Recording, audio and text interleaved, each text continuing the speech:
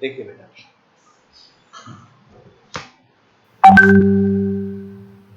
Good morning बेटा सभी को। देखिए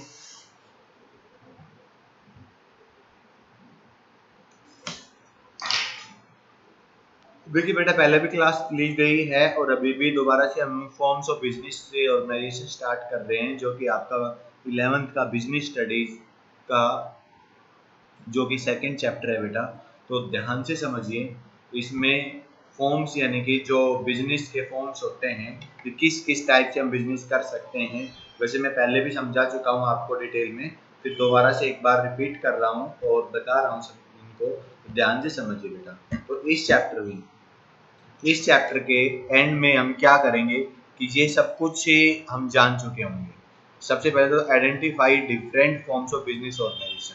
तो पहले तो क्या करेंगे, हम इनको जानेंगे। आइडेंटिफाई का मतलब क्या होता है बेटा कि आइडेंटिटी करना, जानना बिजनेस ऑर्गेनाइजेशन की, बिजनेस ऑर्गेनाइजेशन होते क्या है और वो कौन कौन सी फॉर्म्स में होते हैं। फिर उनको एक्सप्लेन करेंगे, उनकी features, different form of business organisation जो अलग अलग होंगे। जैसे मैं बात करता हूँ कंपनी, एक मिनट बेटा चेक करते हैं, शायद कोई स्टूडेंट आया है, ऐड हुआ है।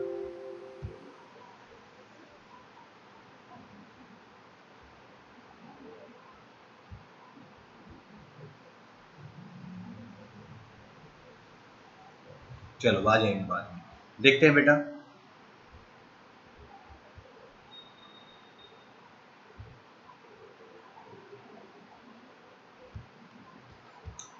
देखिए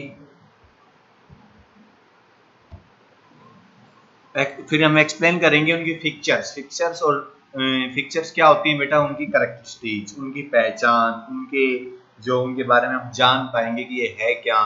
तो उनकी यानी कि जो भी कैरेक्टरिस्टिक्स, फिक्चर्स, विशेषताएं होंगी उनके बारे में जानेंगे। डिफरेंट डिफरेंट ऑर्गेनाइजेशन, जैसे मैं अभी आपको बात करूंगा कि फर्म होती है, फिर कंपनी होती है, सोसाइटीज होती हैं, कॉर्पोरेटिव सोसाइटीज हो गई, वन पर्सन कंपनी हो गई, यानी बहुत डिफरेंट डिफरेंट टाइप्स के जो हैं उनको हम एक्सप्लेन करेंगे, बहुत ही डिटेल में जाएंगे। एवोल्यूएट ईच फॉर्म ऑफ ऑर्गेनाइजेशन, हर एक ऑर्गेनाइजेशन को अच्छे से डीपली उसकी स्टडी करेंगे, उसको इवेलुएट करेंगे। फिर डिफरेंस देखेंगे अलग अलग में, भाई इसमें और उसमें क्या क्या डिफरेंस है। मान लीजिए एक पार्टनरशिप फर्म और एक सोल प्रोप्राइटरशिप में क्या क्या डिफरेंस है, तो ये सारी चीजें। फिर उसके बाद एनालिसिस करेंगे उनके फैक्टर इफेक्टिंग, कौन कौन से फैक्टर इफेक्ट करते हैं कि किसी पर्सन को या किसी भी को कौन सा ऑर्गेनाइजेशन चूज करना चाहिए यानी बिजनेस को स्टार्ट करने के लिए। तो ये सब कुछ हम इस चैप्टर में जानेंगे, एक बहुत ही इंपॉर्टेंट चैप्टर है। ठीक है बेटा, तो ये सारे चीजें जान, इस चैप्टर के एंड में हम ये सब कुछ जान चुके होंगे कि क्या होता है क्या नहीं। तो देखिए इंट्रोडक्शन दिया गया है सिंपली। तो इंट्रोडक्शन में क्या है कि देखिए, so friends did see the opening small books care not easy task. तो क्या कहा गया है कि बेटा कि ये एक छोटी सी बुक है, लेकिन ये बहुत इजी टास्क नहीं है, बहुत डिफिकल्ट है। तो इसके लिए डिफिकल्ट को इजी बनाने के लिए हमें क्या चाहिए, एक बहुत ही अच्छी प्लानिंग चाहिए बिजनेस को करने के लिए। It need to efficient effective planning and implication. तो यानी कहने का मतलब बेटा, हम कोई भी काम सोचते हैं तो वो क्या होगी, planning.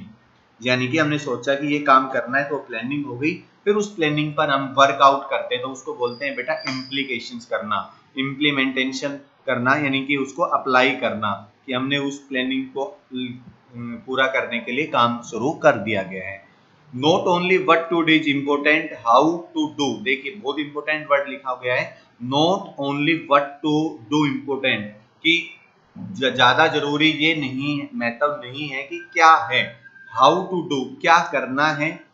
It in fact more important the process during the decide the path of success, कि सक्सेस की जो पाथ है उसको आगे बढ़ाने के लिए, अगर हम बात करें उसको सक्सेस को पाने के लिए हमें क्या करना होगा, उस पर उस पाथ को चलना होगा। यानी कि हाउ टू डू कैसे करें, इनफैक्ट तो वो करने के लिए हमें प्लान करना पड़ेगा और उसके लिए स्टार्ट करना पड़ेगा। यानी कि while to imagine how to difficult to start a big project in establish the large scale business like manufacturing of car, opening chain of departmental store. तो यानी कि कहने का मतलब ये सब चीजें अगर हम कहें कि भाई हमने एक कार मैन्युफैक्चरिंग कंपनी ओपन करनी है और हमारा कोई एक्सपीरियंस नहीं है, हम नए इस तरह से काम कर रहे हैं, तो वो काफी मुश्किल होता है। तो उसके लिए हमने क्या करना होगा कि अलग अलग वर्क के लिए अलग अलग ऑर्गेनाइजेशन हमारे वर्ल्ड में दिखाए रखे गए हैं। देखिए उनमें एक वेरियस रेंज होती है, vast range of various proprietorship. Proprietorship क्या होती है बेटा? सोल प्रोप्राइटरशिप बोलते हैं जिसको हम, यानी कि एक सिंगल पर्सन ही क्या करता है, उसको काम करता है उसमें, यानी कि उसी के अंडर में होता है कंप्लीटली, तो उसको सोल प्रोप्राइटरशिप बोलते हैं। कि यानी कि वो कंप्लीटली पूरा का पूरा मैनेज और उसी के नाम से होता है। जैसे कि हम बात करें कि आपने देखा होगा कि कोई बहुत सारे लोग हैं जिनके छोटे छोटे बिजनेस है, वो अकेले ही मालिक होते हैं, पूरा का पूरा पैसा उन्हीं का लगा होता है, उन्हीं का ही कंट्रोल होता है। ठीक है, तो वो क्या होती है? प्रोप्राइटरशिप। फिर होता है पार्टनरशिप। तो पार्टनरशिप में दो या दो से ज्यादा पर्सन मिलकर उस बिजनेस को रन करते हैं, तो उसको पार्टनरशिप बोलते हैं। फिर फैमिली बिजनेस, तो यानी कि पूरी फैमिली उसमें इन्वॉल्वमेंट है, तो फैमिली बिजनेस बोला जाता है। कॉर्पोरेटिव्स क्या है कि कुछ लोग मिलकर एक सोसाइटीज बनाते हैं और उसके बेस पर काम करते हैं, जिसमें गवर्नमेंट का भी कुछ रोल्स डिपेंड्स होता है, उनको रूल्स रेगुलेशंस में हेल्प करते हैं। और नेक्स्ट होता है कंपनीज, जो सबसे बड़ी जो फॉर्म्स हैं वो बिजनेस की, वो कंपनीज में आ जाती है। तो यहाँ पे इन्होंने एग्जांपल सोल प्रोप्राइटरशिप, पार्टनरशिप और लिमिटेड लायबिलिटीज, अनलिमिटेड लायबिलिटीज। इनमें अनलिमिटेड लायबिलिटीज होती है और कंपनी में लिमिटेड लायबिलिटीज होती है जो शेयर्स के थ्रू होती है। ठीक है, जैसे companies other hand have the limited liabilities, meaning share holders only to have invest the company, कि वो इन्वेस्ट करते हैं और वही लायबिलिटीज उनके लिए काम करती है। तो ये तो थी बेटा एक फॉर्म्स। अब हम इनको क्या करेंगे, डिटेल में जानेंगे कि होता क्या है। देखिए पहले तो इसकी एक बिजनेस और जो ऑर्गेनाइजेशन से उनकी डेफिनेशन देख लेते हैं जो LHNE ने दी है। The forms of business organisation should be strong that can continue to long time and small obstructions should not be exist, it may remain static. यानी कहने का मतलब क्या हो बेटा कि एक बिजनेस ऑर्गेनाइजेशन तभी स्ट्रॉन्ग हो सकता है, जो स्ट्रॉन्ग होगा वही कंटिन्यू लंबे टाइम तक चलेगा। स्मॉल ऑब्जर्वेशन इज नॉट, यानी कि छोटे से छोटे पॉइंट्स को भी वो इग्नोर नहीं करते हैं। इट मे रिमेन स्टैटिक, वो हमेशा अपने रूल्स रेगुलेशंस पे स्टैटिक रहते हैं और आगे बढ़ते हैं। ठीक है, choosing the forms of organisations is one of important decisions at the time of starting a business, even while expanding existing business. Selections of most appropriate form depend upon the business requirement related the advantage disadvantage each forms of organization। देखिए बेटा क्या कहा गया है कि जब भी हम कोई काम शुरू करते हैं तो हमें सबसे पहले चूज करनी पड़ती है अपनी ऑर्गेनाइजेशन। बहुत से बिजनेसेस ऐसे होते हैं जिन्होंने जो एक परफेक्ट ऑर्गेनाइजेशन चूज करते हैं, यानी कि फॉर्म्स चूज करते हैं ऑर्गेनाइजेशन की और उसको आगे बढ़ाते हैं। कुछ लोग मतलब कि जिनके बिजनेसेस बंद होते हैं या चल नहीं पाते हैं या कोई रीजन और होता है, तो कई बार उनका रीजन ये भी होता है कि जो फॉर्म ऑफ बिजनेस ऑर्गेनाइजेशन है उनको चूज करने में वो गलती कर देते हैं। तो हमें इन सब के रूल्स रेगुलेशंस, एडवांटेज डिसएडवांटेज क्या क्या होते हैं वो सब जानने चाहिए। फिर उसके अकॉर्डिंग हमने जो भी आपका वर्क है, आपका बिजनेस है, तो उसके अकॉर्डिंग हमने उसको रन करना चाहिए। देखिए बेटा सबसे पहले हम बात करते हैं different form of business organisation include, क्या क्या होते हैं। सोल प्रोप्राइटरशिप मैंने अभी बताया आपको, यानी कि बिजनेस ऑर्गेनाइजेशंस का एक सिंबल बना हुआ है। तो बिजनेस ऑर्गेनाइजेशंस में क्या है, सबसे पहले यहाँ से एक पॉइंट निकाला गया और वो क्या है आपके लिए, सोल प्रोप्राइटरशिप। तो इसको हम पूरा एक्सप्लेन करेंगे, यानी कि सोल प्रोप्राइटरशिप का ही काम रहेगा, पूरा ये पढ़ेंगे। तो आज मैं केवल इनके बारे में केवल स्मॉल ये इंफॉर्मेशन दे रहा हूँ, डीपली हम नेक्स्ट क्लास से शुरू करेंगे। सोल प्रोप्राइटरशिप का मतलब क्या होता है बेटा कि एक सिंगल प्रोप्राइटर, एक सिंगल पर्सन जो कंपनीज को रन करता है, एक सिंगल पर्सन जो अपने ऑर्गेनाइजेशन को स्टार्ट करता है और पूरा होल्ड उसी के पास होता है, वो होता है sole proprietorship. Next, joint Hindu family business, जो हम सालों से करते आए हैं। जैसे कि किसान होता है तो वो क्या करता है कि वो अपने खेतों में काम कर रहा है, उसका उसका परिवार भी काम कर रहा है, फिर वो छोटी सी कोई अपनी दुकान ओपन कर लेता है, तो उस दुकान में भी इन्वॉल्वमेंट रहते हैं सभी पूरे परिवार की, तो वो जो जो भी काम कर रहा है उसमें पूरा परिवार इन्वॉल्वमेंट है, तो उसको हम बोलते हैं ज्वाइंट इंडो फैमिली बिजनेसेस। ठीक है, उसके बाद हम बात करते हैं पार्टनरशिप।